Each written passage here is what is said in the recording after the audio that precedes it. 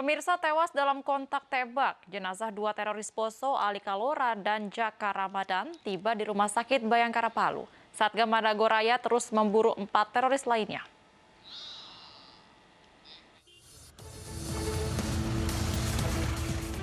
Jenazah dua teroris kelompok Mujahidin Indonesia Timur atau MIT Poso tiba di Rumah Sakit Bayangkara Palu Minggu dini hari.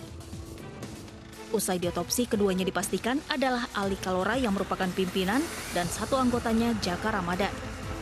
Mereka tewas dalam kontak tembak dengan Satgas Madagoraya di pegunungan Desa Astina, Parigi Montong, Sulawesi Tengah, Sabtu sore. Satgas Madagoraya juga menyita 46 barang bukti, termasuk satu pucuk senjata jenis M16 dan 9 butir peluru tajam. Ada pula bom jenis sumbu dan tarik yang sempat meledak saat kontak tembak. Jenazah sudah ada di Rumah Sakit Polri Palu. Dua DPO ini memang terpisah dengan 4 DPO yang lainnya. Ya, ini memang terpisah. Yang terlihat memang cuma 2 ini. Beberapa rekan-rekan menanyakan siapa penggantinya, tidak ada penggantinya. Ya, tidak ada penggantinya dan kita akan cari yang tepat terus sampai dapat. Kini Satgas Madagoraya masih memburu 4 DPO lainnya yang merupakan anak buah Ali Kalora, yaitu Askar, Nae, Suhardin, dan Ahmad Gozali. Satgas meminta mereka untuk segera menyerahkan diri. Dari Parigi Montong, Sulawesi Tengah, Jimmy Hendrik, iNews melaporkan. Pemirsa, Ali Kalora, teroris yang berhasil ditembak mati aparat, merupakan pemimpin kelompok Mujahidin Indonesia. Ia diduga kuat terlibat pembunuhan satu keluarga di Desa Lemban Tongoa, Kabupaten Sigi 2020 silam.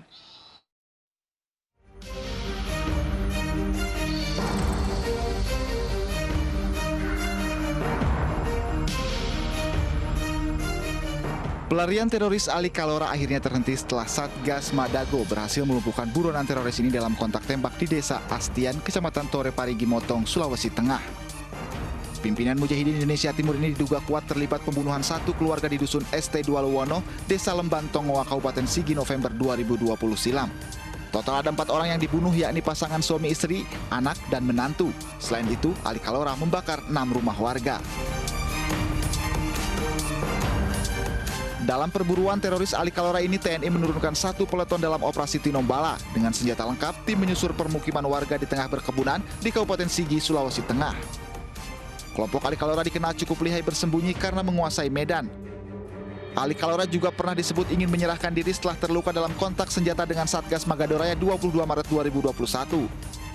Namun rencana itu batal karena dihalangi kelompok Qatar yang merupakan kelompok MIT lainnya di Poso.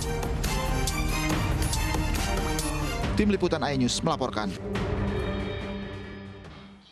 Pelarian Ali Kalora telah berakhir, namun sepak terjang kelompok Mujahidin Indonesia Timur setelah Ali Kalora tewas masih perlu diwaspadai. Dan berikut cuplikan terkait kelompok Mujahidin Indonesia Timur dalam program iNews sore tadi.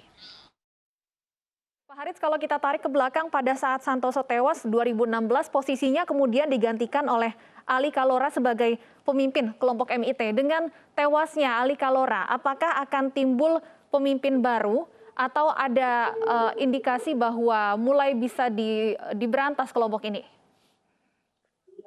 Iya Mbak, menurut analisa saya tidak ada. Jadi semoga tidak ada dan tidak perlu juga untuk memunculkan nama-nama baru untuk di-branding bahwa ini pengganti Ali Kalora dan sebagainya. Jadi apa yang terjadi pada saat ini adalah satu keberhasilan yang membuat masyarakat Poso tumbuh harapan bahwa Poso bisa beranjak dari situasi yang tidak aman karena gangguan-gangguan keamanan yang datang dari kelompok Ali Kalora ini. Dan sekarang ini dari 6 orang tinggal 4 orang itu tentu akan berpengaruh secara signifikan terhadap potensi ancaman. Setelah Ali Kalora dan Jaka Ramadan ini tertembak dan tinggal 4 orang dengan barangkali juga senjata api, itu juga udah nggak ada di tangan mereka, mungkin cuma rakitan atau mungkin ada seorang yang namanya Askar itu bisa merakit bom lontong dan sebagainya. Tapi ini jelas bahwa ancaman dari kelompok Ali Kalora ini down, jadi turun drastis. Kalau dari pengamatan kami, bom ini lebih untuk menakut-nakuti masyarakat karena dia memiliki daya ledak yang rendah. Kemudian dalam beberapa kejadian kontak tembak, antara lain matinya Qatar, kemudian pada saat Irul dengan Alvin tewas kontak tembak, bom tersebut tidak meledak.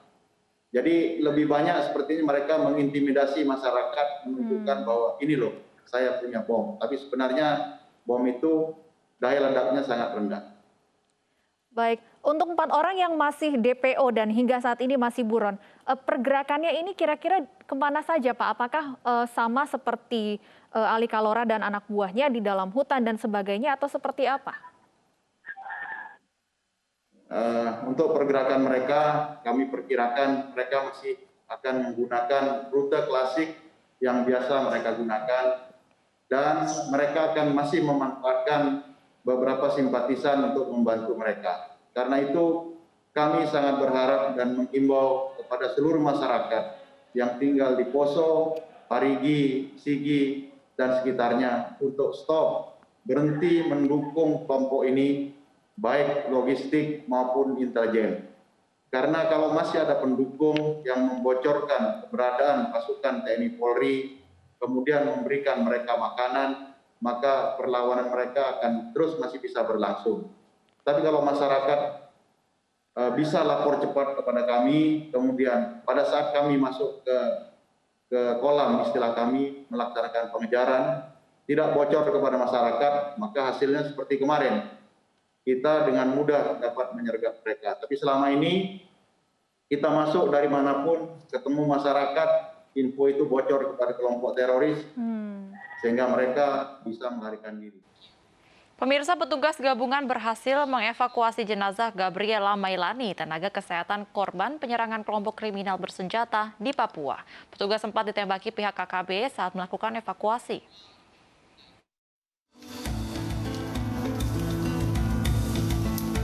Jenazah Suster Gabriela Mailani, korban kekejaman kelompok kriminal bersenjata Papua, berhasil dievakuasi dari dasar jurang yang terjal. Proses evakuasi melibatkan petugas gabungan TNI Polri. Sementara itu, satu tenaga kesehatan lainnya bernama Gilbert Sokoy hingga saat ini masih belum diketahui nasibnya pasca penyerangan KKB Senin lalu. Pasca penyerangan, petugas gabungan TNI Polri memperkuat pasukan untuk mengejar para pelaku. Kita sudah perkuat pasukan, ya kita akan kejar. Ya. Ada berapa kekuatan nih? Kekuatan kita tambah 1 peleton. Dari Brimob juga mereka akan tambah kekuatan, mungkin juga 1 peleton juga. Ya kita akan kejar mereka. Selama proses evakuasi, petugas sempat mendapatkan gangguan tembakan dari kelompok separatis yang berada di seberang jurang. Namun gangguan ini dapat diatasi sehingga jenazah dapat diangkat dari dasar jurang. Usai dievakuasi, jenazah Suster Gabriela langsung diterbangkan ke Jayapura. Dari Jayapura, Papua, Chandri Andrew Suripati, iNews melaporkan.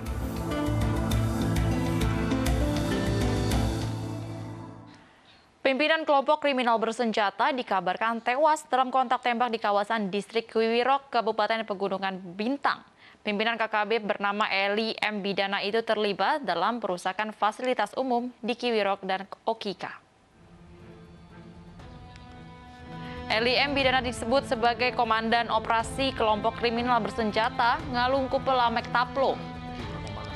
Kelompok Lamek Taplo ini merupakan pihak yang bertanggung jawab atas insiden pembakaran sejumlah fasilitas umum dan rumah warga di Kiwirok dan Okika. Eli tewas dalam kontak tembak di kawasan distrik Kiwirok pada Senin lalu. Namun jenazah Eli belum ditemukan karena telah dievakuasi dan dibawa oleh KKB.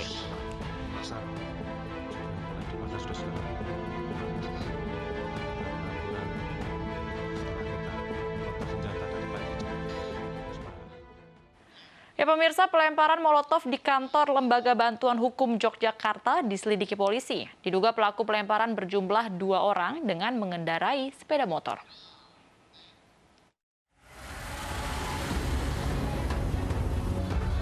Aparat kepolisian hingga kini masih menyelidiki pelemparan molotov di kantor LBH Yogyakarta pada Sabtu dini hari. Polisi menduga pelaku berjumlah 2 orang dengan mengendarai sepeda motor. Pelemparan molotov yang terjadi pada Sabtu dini hari mengakibatkan dinding bagian depan kantor LBH Yogyakarta terbakar. Dimungkinkan untuk melemparnya karena jaraknya dekat, bisa dari luar pagar, karena melihat posisi ini dia dalam kondisi cepat tergesa-gesa, jadi begitu lempar langsung dia pergi.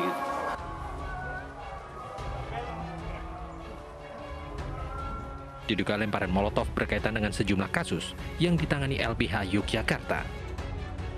Ketahuan itu jam 5 pagi, jadi artinya berdasarkan informasi yang kami himpun itu antara jam 1 sampai jam 5 pagi si pelaku melakukan pelemparan terhadap kantor LBH Yogyakarta. Dia tidak pernah ada ancaman atau teror yang kami terima. Baru ini saja tiba-tiba kami mendapat kabar kantor kami diserang oleh pihak-pihak yang kami juga tidak ketahui siapa. Kami akan tetap terus melakukan advokasi, dan saya kira ini justru akan menambah semangat kami untuk melakukan pembinaan terhadap masyarakat yang mengalami ketidakadilan. Saat kejadian lemparan bom molotov di kantor LBH Yogyakarta sedang kosong. Kejadian baru diketahui pada pagi hari oleh pegawai yang datang. Dari Yogyakarta, Gunanto Farhan, iNews melaporkan.